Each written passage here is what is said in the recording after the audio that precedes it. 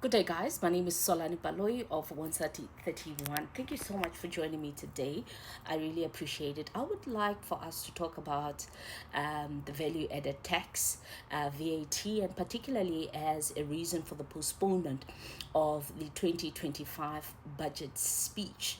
Now, the Democratic Alliance was one of the parties that came out strongly to oppose that 2% increase, backed up by the EFF. And so we questioned how the GNU is actually working. But today I would just like to talk about the VAT as consumers and how it would affect us personally. But before I do that, I would just like to refer to an OECD report of 2024, which referred to tax revenue in 2022 in South Africa. So the personal income tax is makes up 33% of the revenue collection, followed by VAT, which makes 23%, and then followed by corporate taxes, which make about 19%, and then taxes on other goods and services at 16%, and then other taxes at 8%. You can go and have a look at that particular report. So, from the consumer's point of view, I think one of the effects would be the higher cost of goods and services, because it affects that immediate pricing, that price that you would pay for something that you are buying in the shop, provided it is not one of the 19 products that which are food items that are exempt from VAT. So largely the spending would go high, which would lead to like inflation or inflation pressures in the short run, and then we would have lowered buying power.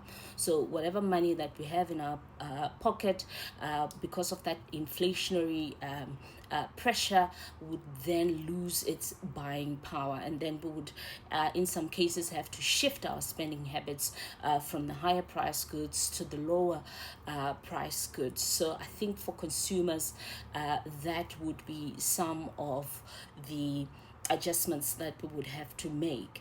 And then obviously there are concerns with consumers around that personal income tax making up the bulk of the SARS takings, to say that we are buying goods and services with that amount that has already been taxed at and collected, and VAT is also another consumer tax. So that means that there is pressure coming in with the VAT increasing.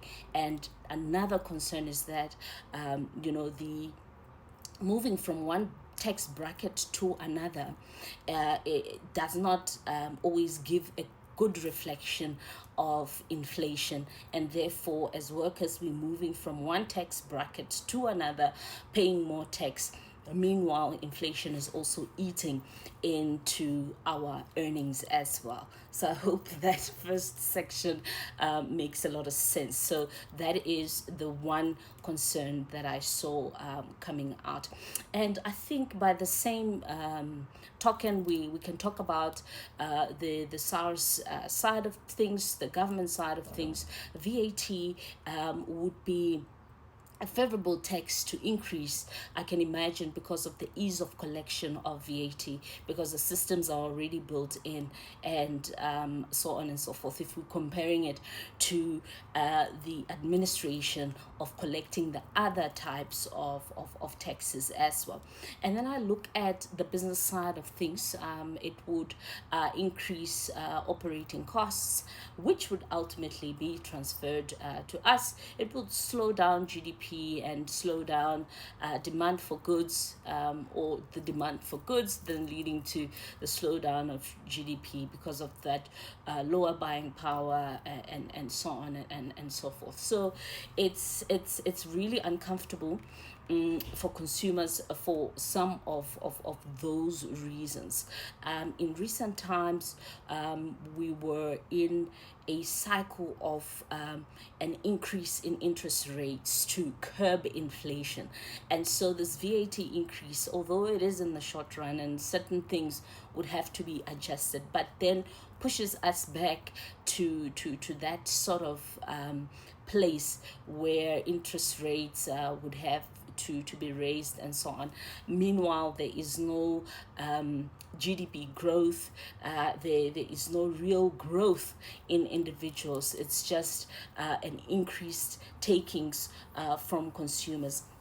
So the VAT in itself has been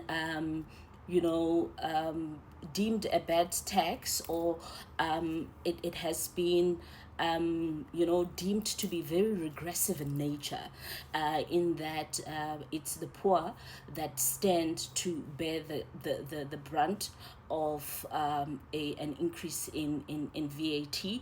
Those that are already not making much, those that are struggling to make ends meet, would have to make ends meet. And so it's regressive in nature, and I think that is why it is highly criticized and not favored by the masses. And I think we've only had one VAT increase in the past, in 2018, where it increased from 14% to 15%, and now this proposed from 15% to 17%. I mean, we had never had an increase since the dawn of democracy, and so I think it's a very sticky type of tax to play around with, because there are many things that need to be considered when we're looking at VAT. I hope you have enjoyed this. If you've got any comments, if you've got any additions, just hit me up, just make a comment, and let's make a discussion out of this very pertinent issue. Thank you.